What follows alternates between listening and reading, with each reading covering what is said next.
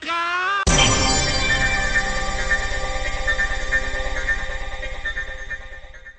They do. The King Jr. I won't use that name. That name was used more of a gimmick or a marketing tool to liken him more to Martin Luther of the Protestant Reformation. His mama named him Michael. I'ma call him Michael. Wow. His name was Michael King Jr. And both of him and his daddy changed their names to bring about more effect.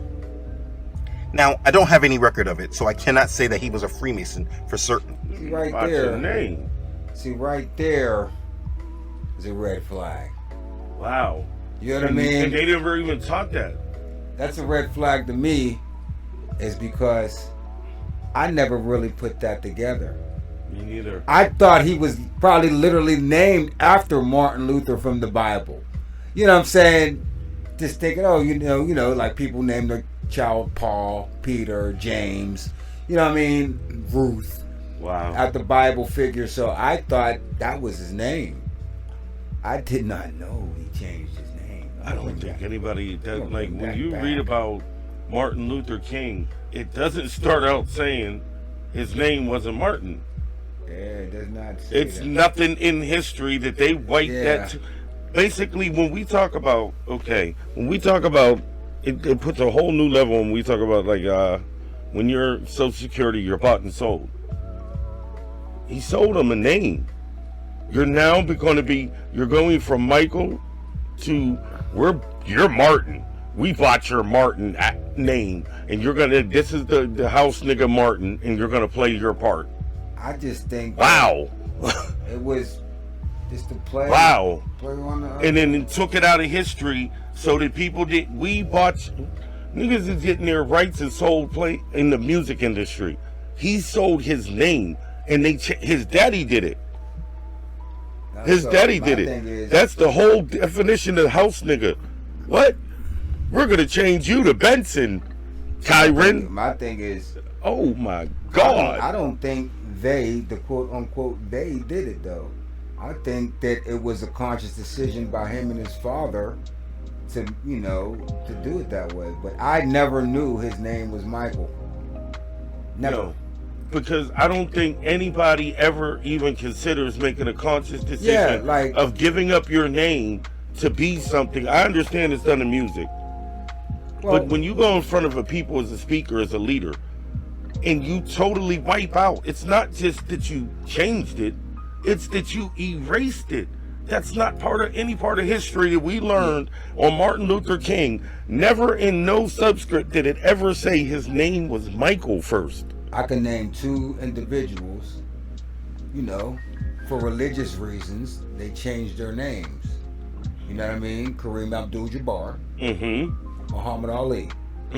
But you have a history with their real names was Exactly. Cassius Clay and Lou Alcindor. That's what I'm saying was totally different. Yeah. I think back at those times, they must have changed some laws slightly after that. But he basically was sold a name. Like, okay, we're gonna really buy your ass. You're a real house nigga. You're property. We're gonna buy this name, and you're gonna be Martin, and you're gonna lead these people and tell them to shut the hell up. You're gonna take these damn waters and let these dogs bite your ass. You're gonna get the press, but we own your ass. Don't forget me, Martin. You're no longer Michael, and we bought your daddy's name. So, like, think about your father passes on his name to Junior. They're into erasing that whole legacy and creating a new fictional one with Martin, because, like you said, with Muhammad Ali, we knew the other name. They bought it and wiped it out. We've celebrated Martin Luther King Day, and we've all read the not the obituary, but his biography. And never in there. That's wiping it out of history, meaning you own a name like a record company, and you cannot go by this name. You can only go by Martin. We won't even let them know that started there. And what's so bad about it? Wow. It shouldn't even be bad. It's You named yourself after a saint in the Bible or whatever. That's fine. Just like Muhammad Ali named after Muhammad. You know what I'm saying? Kareem Abdul-Jabbar. I mean, there shouldn't be nothing wrong with saying that, hey, my name was Michael, I changed it to Martin Luther King. I got one word. Sellout. The original sellout. You sold out your name. You're going to be it's basically making a new character, but in reality, from making Will Smith to the Fresh Prince, nigga, you're going to act this out in life. Well, This is your contract to be our real live Manchurian Martin. You no longer go by Michael. We own that. Your family they can't even, we're buying your dad's name, so they can't even ask it, why is his Mike and your Martin if you're a junior? So we made up fake paperwork for daddy and son so to make you a junior, because you are your daddy's junior, Mike. But we're buying both your names. We're buying both your generations. If that isn't the political slavery of today, and it was just right there, and nobody knew, because we never knew he had another name. They totally wiped out the existence with an eraser and taught us a history of, it's no different than in the Bible. And that's what I get when they say the house nigga, the separation, divide and conquer has always been the devil, aka an angel's trick. And it's the same rerun in a remix, and it's in our culture. Divide them even by their natures. We're gonna give this, whether it was done the other way or this way. They gave Martin all this money.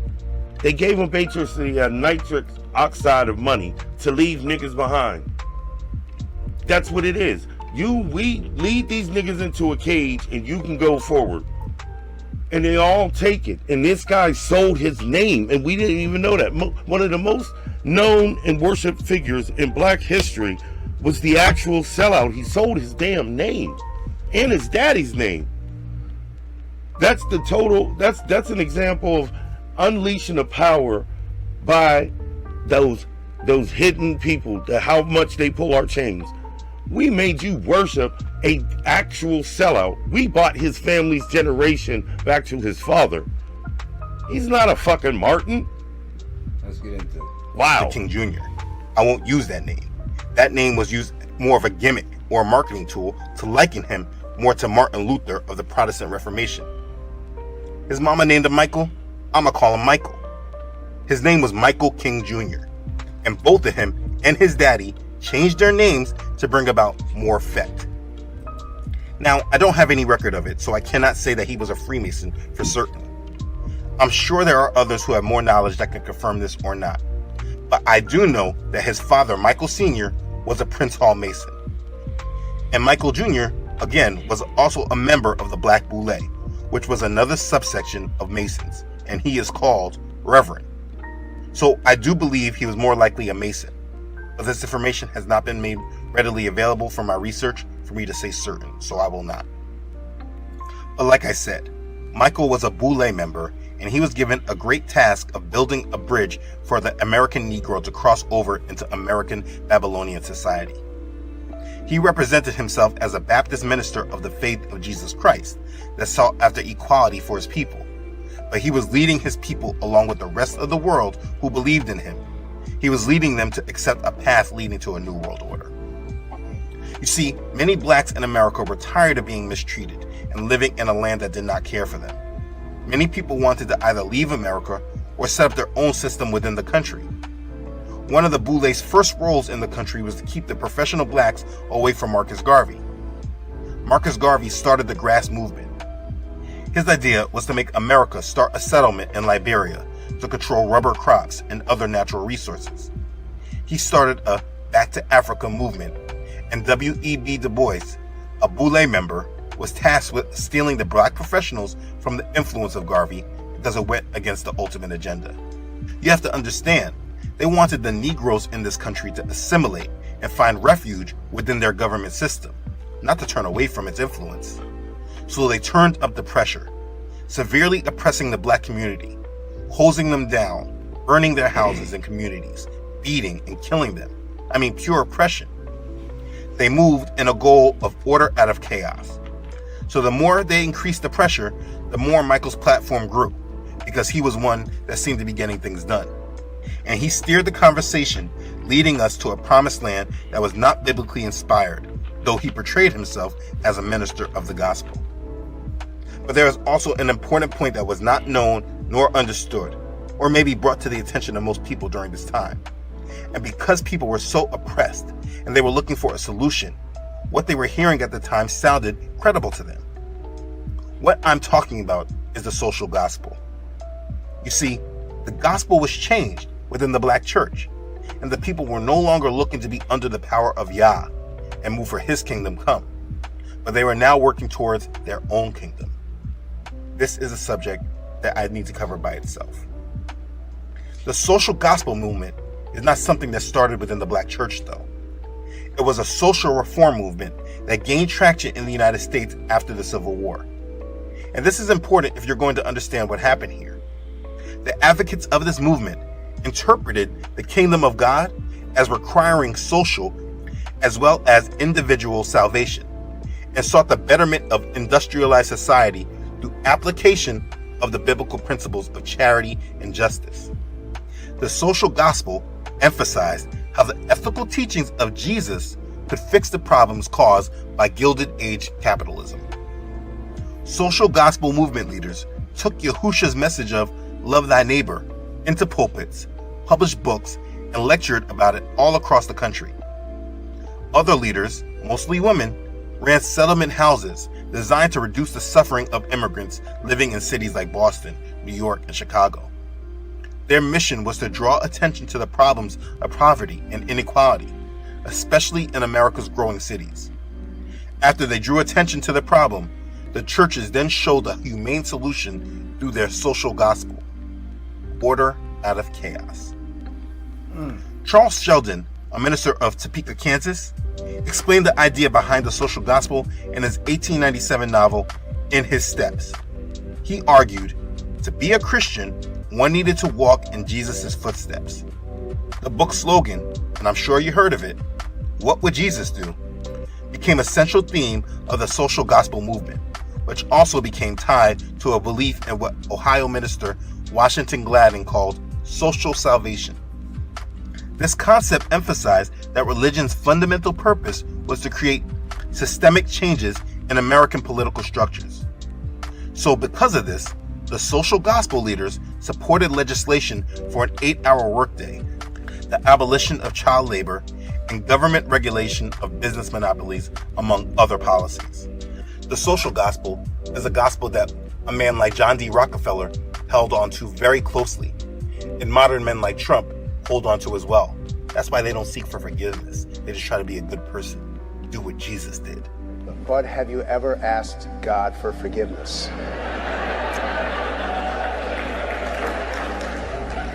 I'm not sure I have. I just go and try and do a better job from there. I don't think so. I think if I do something wrong, I think I just try and make it right. I don't bring God into that picture. I don't. No. You see, through this social gospel, they were not moving according to what the word said. They adopted the word to fit it into their lives and their causes. Through this, the purpose of the faith was not for Yah's will to be done, but to create systemic changes in America and then the world. And it is from this social gospel that the gospel in America was subtly changed. Yeah, people were preaching about Jesus, but the purpose of the kingdom of heaven had changed to creating a more perfect system on earth for the inhabitants through their own political power. They were trying to create heaven on earth. And this social gospel was spread amongst the masses for a century. They would preach about Jesus, but in turn they would also preach about what would Jesus do in terms of our social roles. Moving for governments to create programs to feed the sick and take care of the poor, and in turn moved our focus of reliance away from focusing on the power of Yah to focusing on the power of moving our governments and our leaders. This is how socialism and communism is created. And this social gospel was no different within the black church. This is how the mega churches came about. The Mount Olivets in Chicago and the Abyssinian Baptist Church in Harlem. People like Boulay member Adam Clayton Powell used their pulpits to promote their social gospel. You must understand that this was a major movement that was accepted amongst the American church. It joined a political message and tied it with the gospel, and it is still present to this day. This is what the gospel in America has been tied to. And it should be a missing link of connection to why many people that are actually reading their Bibles today feel a lack of attachment to the modern day church. There's so much I can say with this, but it deserves a video on its own. The point is that during this time, they were working towards a social gospel. It was already well programmed in the established white churches in the country. This is how the churches became so political, and why being a Christian was so important for an elected official. It's because they were tying in their belief in Jesus and what he said about taking care of the poor and disenfranchised, and they tied it in to how the government should work. And then the black churches latched on and accepted this social gospel because of how poorly they were being treated. And then they looked for leaders to lead the charge in bringing in the promised land in America. Insert Michael. The black church was not about the true gospel and Yah's kingdom come. They were about their own kingdom. And this is again the missing link in the churches today. They are not applying Yah's word in full. They are using pieces of scripture to show how to obtain the world for yourself individually and collectively like as this. a group. I think that's why the churches are not, we don't live in a major city, but I just think that a lot of churches are a bust at this point. I think the whole pray and you'll get stuff, and if you don't get something, if life goes on, it's the devil. I don't think that the church these days are spiritually preparing people. I just think it's just pray and you'll get earthly stuff. You'll get money. You'll get, you'll hit the lottery. You know what I mean? You'll get a new car, maybe a nice job. I just think that the spiritual aspect of the church is gone. And we all see this. We've all been to church, and we've seen that gay guy in the choir, and nobody says nothing, just turns a blind eye. You know what I mean? So Yeah. And I'm starting to look and see how basic it was. When you look at this social gospel, it's mind blowing. It really is, because you realize what was being sold to you, and the whole concept. It would always bug me how, for so many years, a preacher and so many collective preachers in all the churches stood there in front of a painting. It was a social gospel. I see the social contract you signed is up for the truth to be able to be remade, even if it's a lie.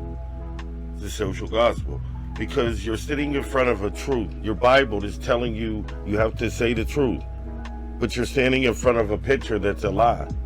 So you're giving the truth, the social gospel. You're giving a different version of this truth. Socially, we're going to agree on this, because that's a damn lie, right? I'm just reading from the Bible that it said his skin was bronze and that. But we're going to start this out, you knowing I'm going to lie to you, right?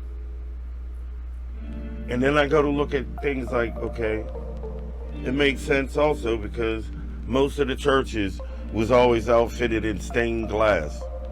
And when you look at what stained glass did coming in, it altered the light of the church coming in from outside. The sunlight, it altered the sunlight. And you look at the preacher, he's actually altering the word. And they all signed up for this social contract, to whereas we didn't know one of the greatest leaders of our time was on a different name, and he wasn't even allowed to tell us, nor was he quick to tell us on his own. So when they sit him up there and say, was this man supposed to be, you had us worshiping Martin Luther King, not Michael. Michael was bought and paid for. That Michael shit is hurting you bad, isn't it? Bro, it just brought home how at one time they literally had contracts for your soul, and we weren't aware of it. But that's a bought and sold name. That's what makes it so impressive to me at the level, because you made a dude history under a different name. It's like Prince, you're not allowed to use Prince. Turns yourself into a symbol. Right, but he did that. That's the difference of Or changing the his whole name is social Prince contract. now. I'm going to own my, okay, you bought my name. So he was under a social contract. He had to go by a different symbol to be smart. Well, I'll just go by the symbol formerly known as Prince and attach to my likeness to the name that I don't own. You don't know my likeness. You own the name. He got cute. But this came from this type of social contract. And it's a social gospel that they were selling us under a social contract. You're making a deal through this gospel because we're showing you that ain't the truth. And if we're standing in front of the truth, we're backing up a lie. We're letting him stand above us, the lie. Let's get to this. Let's go. It's crazy. But going back, during those times, people were looking at a figure like Michael King as a sort of Moses. And he was bringing black people into the promised land. But this land that he was referring to had nothing to do with Yah's word, but based on reinterpretations supporting their social gospel. An important messenger of this social gospel. Going to the word, the promised land is not here. You know what I mean? You're saying that America can be the promised land according to the Bible if we just be nonviolent and integrate. That was his, You know what I mean? So if you're reading the Bible, you're thinking like, man, the promised land gotta be here.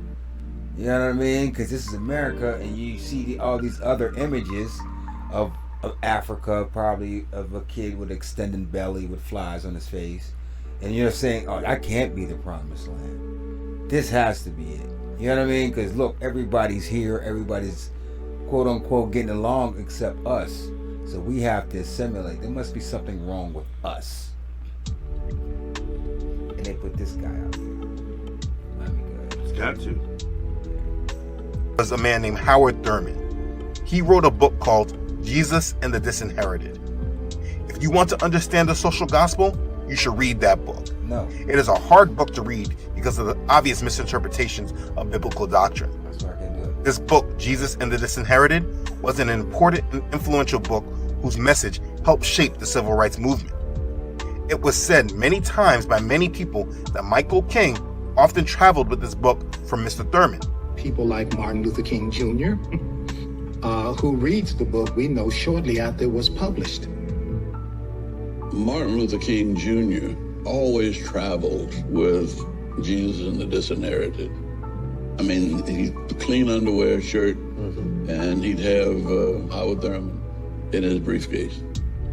And he read Howard Thurman for inspiration. It is this book that had a profound impact on his beliefs. In the autobiography of Martin Luther King Jr., on page 351, there is a quote from Michael that says, "We have the power to change America and give a kind of new vitality to the religion of Jesus Christ. And we can get those young men and women who've lost faith in the church to see that Jesus was a serious man." See, this that part right there. The religion of Jesus Christ. You know what I'm saying? The Messiah said he didn't come to change the law, he came to fulfill it. So there's a new covenant, but not a new quote unquote church through Jesus Christ. The Messiah knows his role. The Messiah never asked to be worshipped. That's you know what I mean? That's me novicely knowing about the Bible. You know what I'm saying? They had to create, and worship is about vanity. So they had to add vanity to a great thing done. That's the whole thing with the Messiah. What they're attaching to him is what he didn't attach, vanity. So they made his name worship. He might not want to do it, but it's being made to be worshiped. And that's how they're trying to tear that. Precisely. Yeah. Because he dealt with the tang of the human amid the glow of the divine, and that he was concerned about their problems. He was concerned about bread. He opened and started Operation Breadbasket a long time ago. He initiated the first sit-in movement. the greatest revolutionary that history has ever known. And when people tell us when we stand up that we got our inspiration from this or that, go back and let them know where we got our inspiration. I read Das Kapital and the Communist Manifesto years ago when I was a student in college, and many other revolutionary movements in the world came into being as a result of what Marx talked about. The great tragedy is that Christianity failed to see that it had the revolutionary edge. You don't have to go to Karl Marx. I got it from a man named Jesus, a Galilean saint who said he was anointed to heal the brokenhearted. He was anointed to deal with the problems of the poor. And that is where we get our inspiration. And we go out in a day when we have a message for the world, and we can change this world, and we can change this nation. You see, what I'm trying to display is that this message from Michael was not inspired by Yah. He just used interpretations of certain aspects of Messiah and then tailored it to an overall message of a promised land of equality and justice for all. And when he spread this message amongst an abused, oppressed generation that was just looking for help, they really believed that this was about Yah because the name of Jesus was brought in. But this promised land that he was bringing them to was not the wonderful one that was prophesied by Yah, but it was the other prophecy by Yah of this coming new world order.